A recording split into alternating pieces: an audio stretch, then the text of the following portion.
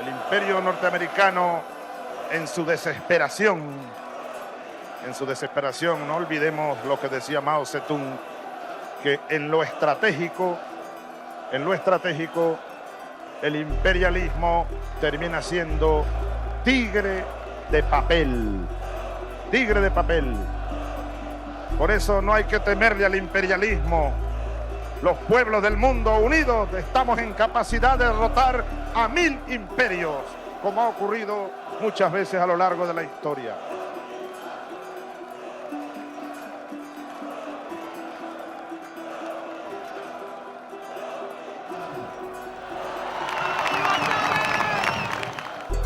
Porque el ALCA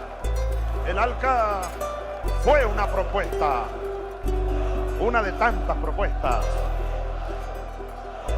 Pero es vieja esa propuesta. Antier se llamó de una manera, Iniciativa para las Américas, la llamaron por allá por 1990. Pero ya en el siglo XVIII, naciendo aquella gran república, aquel gran estado que luego se convirtió en imperio, nació con las garras del águila imperial, lamentablemente. Desde hace 200 años, pues.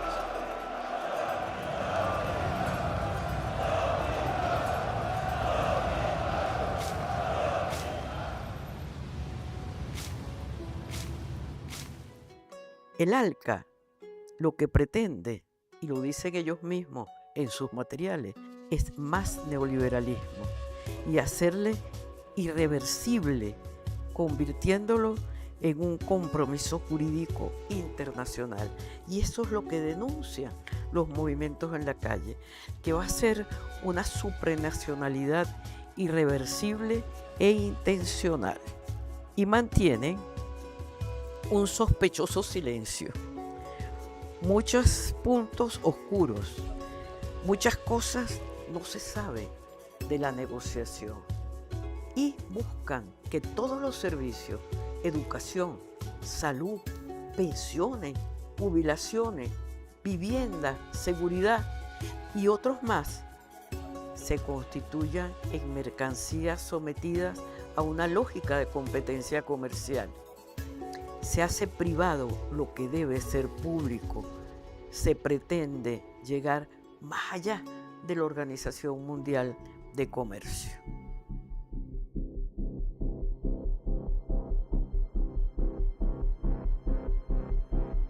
Because I know that free trade will lift people out of poverty. Paul Martin asked a very interesting rhetorical question. Why would the big market like the United States open up its market?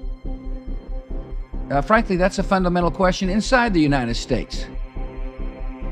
It is not a given, by the way, that our country will open up its markets to people. It is a political hot potato. And the reason I do it is because I think it's not only good for our people, but I think it's good for the neighborhood. You know, I heard some question whether NAFTA made any sense. Well, let me give you the statistics. In a 10-year period, trade between our three countries has gone from about 260 billion to over 600 billion. That means commerce, wealth, opportunity. That's what that means. And so my government has been aggressively pursuing bilateral agreements and regional agreements. Why? Because it's good for our workers, and equally, it's good for our neighborhood. La integración económica no es un proyecto de los pueblos, es un proyecto que aparece en 1960 con la ALADI, la Asociación Latinoamericana, que primero se va a llamar ALALC, Asociación Latinoamericana de Libre Comercio. En los 80 se va a llamar Asociación Latinoamericana de Desarrollo de la Integración. La integración económica es una fórmula de productividad de las transnacionales, de las multinacionales de la segunda posguerra.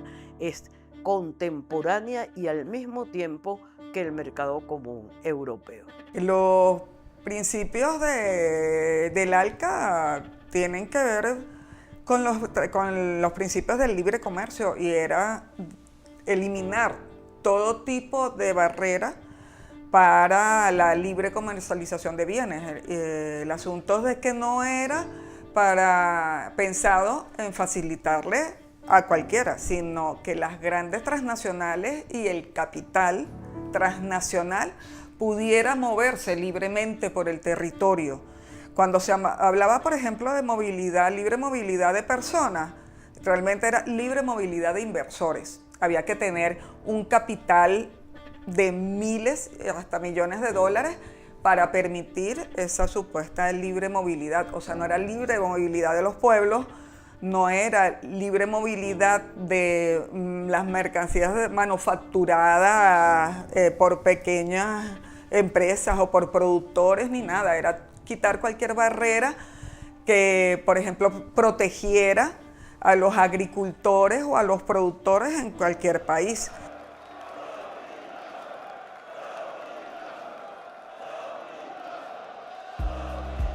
La magia estuvo en que lo que denunciaban los pueblos en movimiento, Hugo Chávez lo puso sobre la mesa de negociación encubiertas. Todo comenzó en Quito, octubre 30 del 2002 y continuó en Puebla, abril del 2003. Magia poco conocida, no creíble todavía, hoy en octubre-noviembre 2025. El proceso de desenmascarar lo encubierto lo permitió la reserva de Hugo Chávez en la tercera cumbre de las Américas, en Quebec, abril del 2001. Comenzó la pesquisa.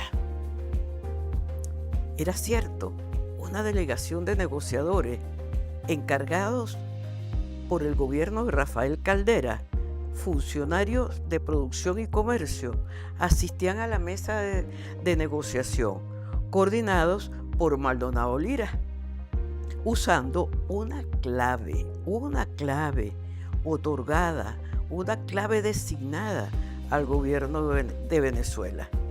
Con una señal entraban a la página verdadera, clandestina de la negociación. Era cierto lo que vociferaban los luchadores. Era confidencial la negociación. A la página pública no era la página de verdad. La verdad se entraba solo con la clave otorgada y designada a la República de Venezuela. En octubre del 2002, Chávez toma la batuta y decide una estrategia política.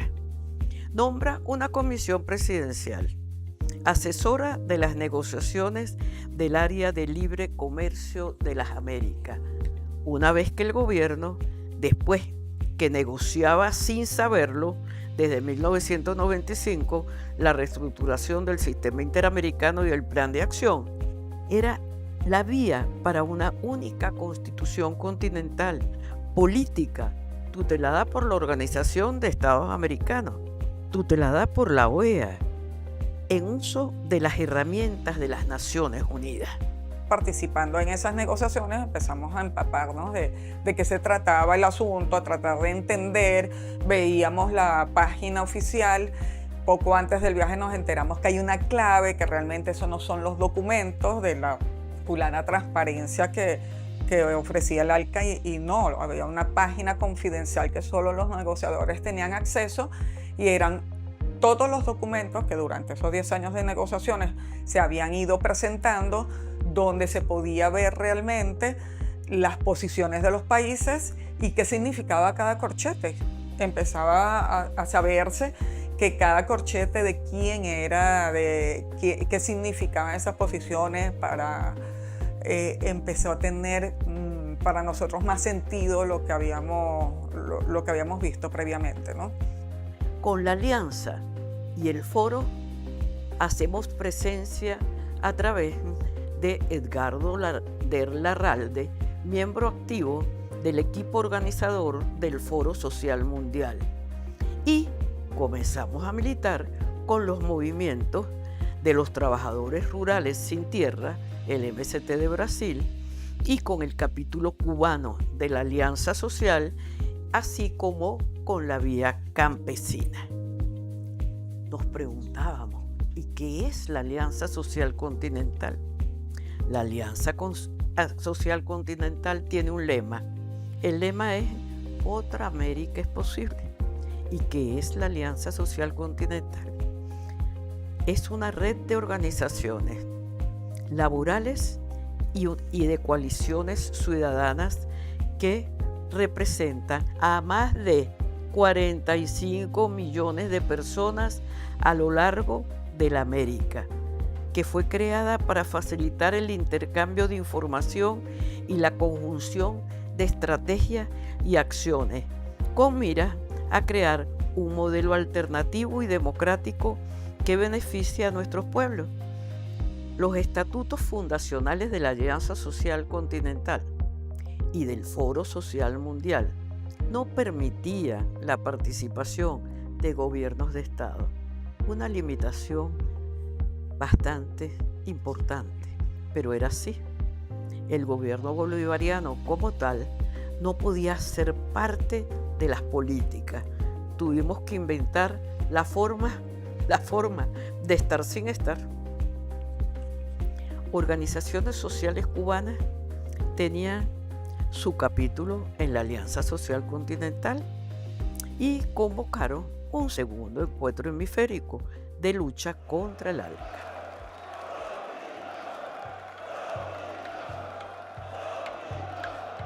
Y yo creo que una de las primeras pruebas de fuego que vivió nuestra Constitución, además de la enorme prueba de fuego que vivió en el golpe de Estado de abril del 2002, fue esta del ALCA.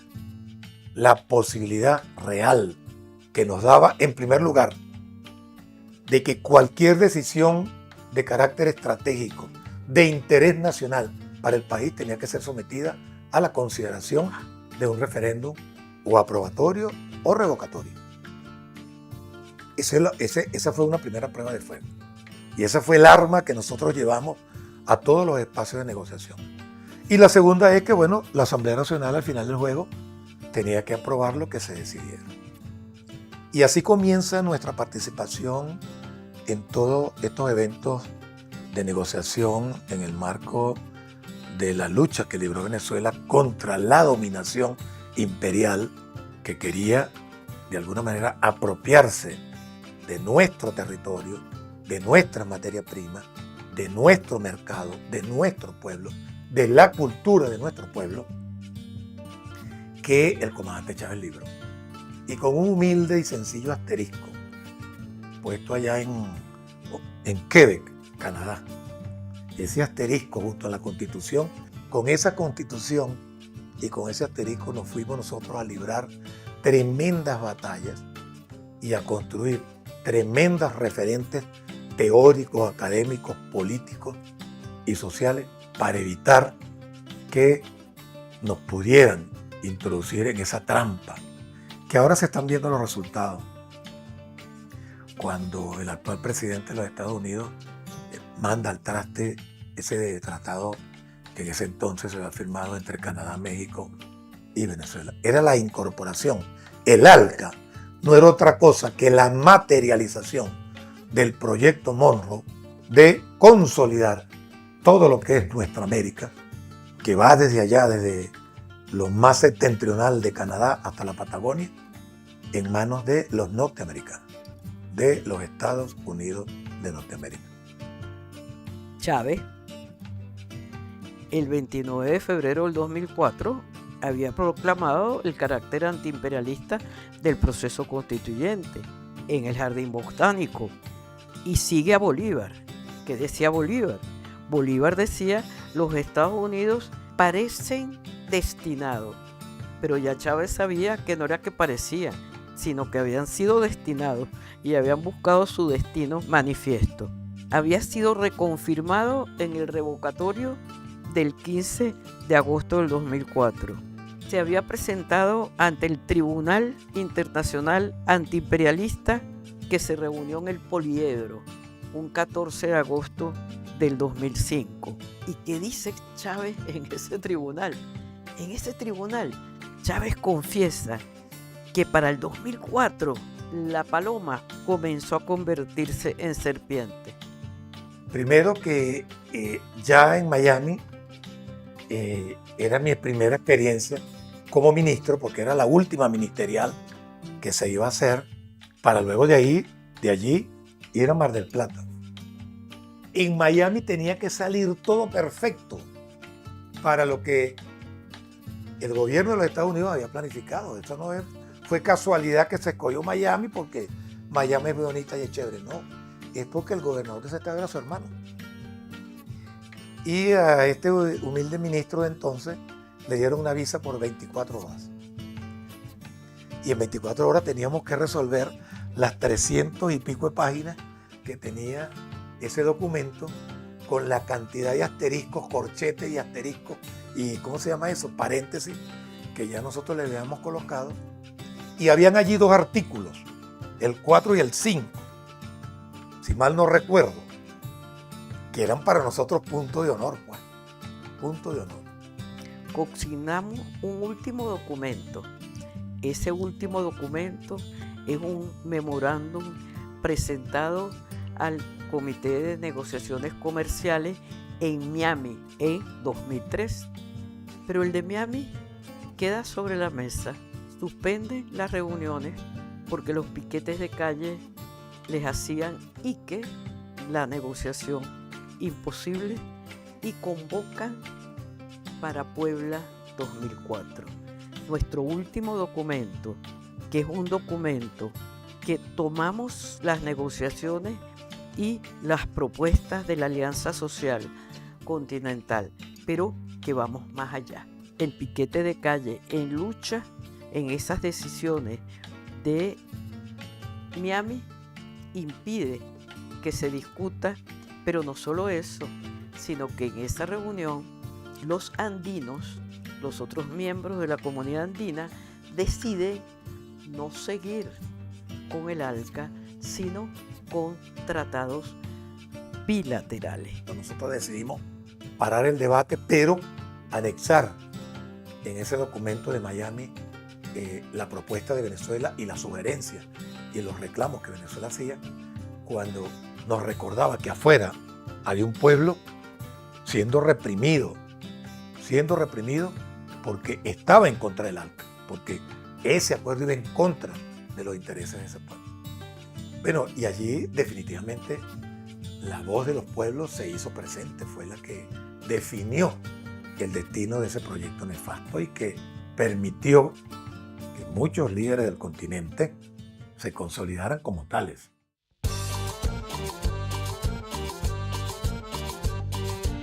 Era Néstor, un buen conspirador. Estábamos en Mar del Plata. El plan era enterrar el ALCA, pero éramos un grupito como mosqueteros, como 3 mosqueteros contra un batallón. El batallón aquel que venía lo dirigía George Bush, y nosotros éramos 3, 4, no pasábamos de 5. Es decir, Néstor, Lula, Tabaré, el paraguayo Nicanor apoyando allí, y yo. Teníamos que parar el ALCA y enterrarlo en Mar del Plata.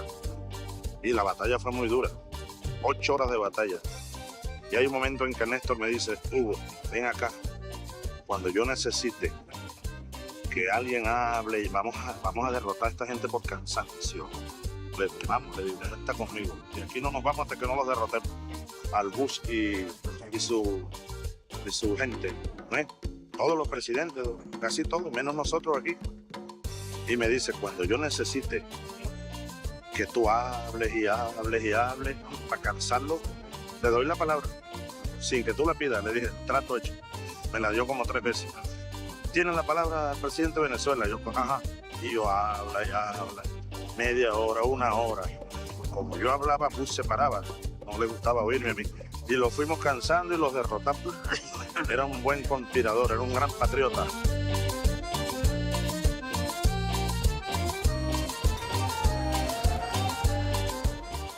Salimos de la estación del bus y automáticamente empezaron todos los francotiradores norteamericanos en todos los techos de los altos edificios. Y unos movimientos sociales abajo que estaban, bueno, dando alaridos por ser escuchados, y que tenían reuniones en absolutamente todas las universidades que habían en Mar del Plata y en todos los colegios que habían y en todas las fábricas que había.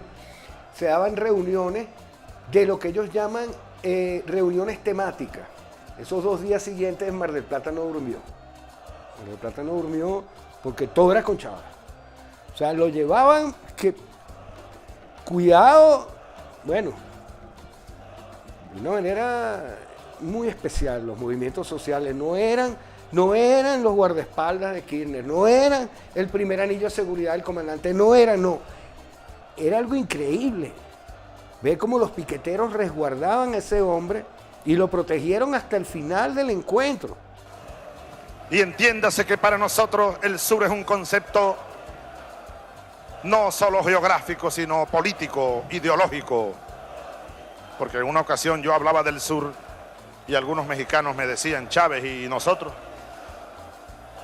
Si a los mexicanos para nosotros son del sur. Esto es un concepto político. Y esa es una de las grandes tareas que tenemos hoy nosotros. Recuperar la conciencia del sur. Como dice Mario Benedetti, el sur también existe. Nosotros somos el sur de la tierra. Nuestro camino es el sur.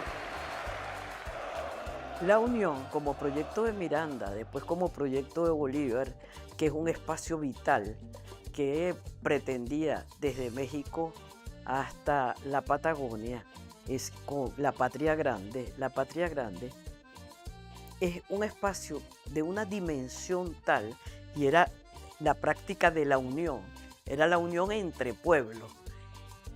Fíjate, ahí hay un elemento interesante. El ALBA propuso la unión entre pueblos, y por eso en el ALBA hay gobiernos que entran y gobiernos que salen. Los gobiernos que no estén ejercidos por sus propios pueblos salió Honduras, ¿de acuerdo? Salió Honduras en el momento en que no estuvo más Zelaya. A lo mejor ahora sale Bolivia, qué sé yo, pero el término de unión es unión entre los pueblos.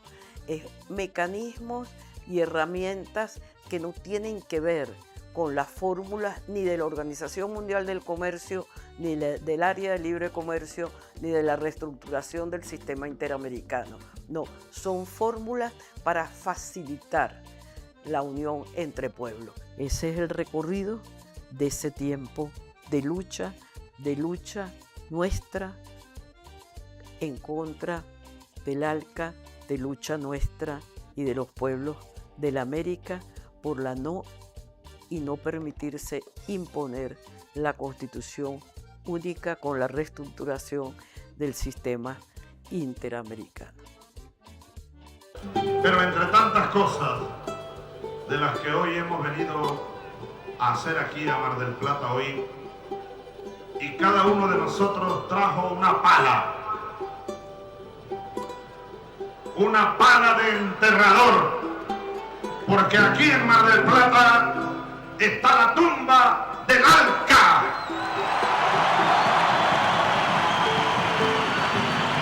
La tumba del ALCA.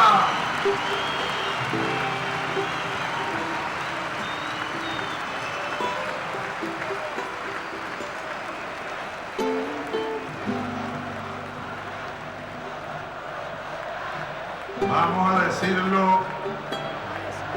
decirlo.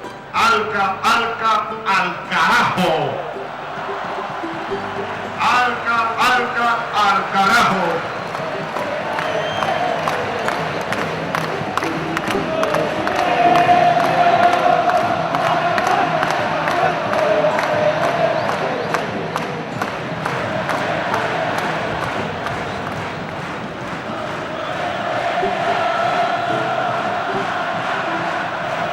¿Quién enterró al ALCA?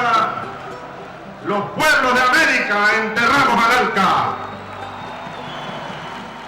Hoy, aquí en Mar del Plata,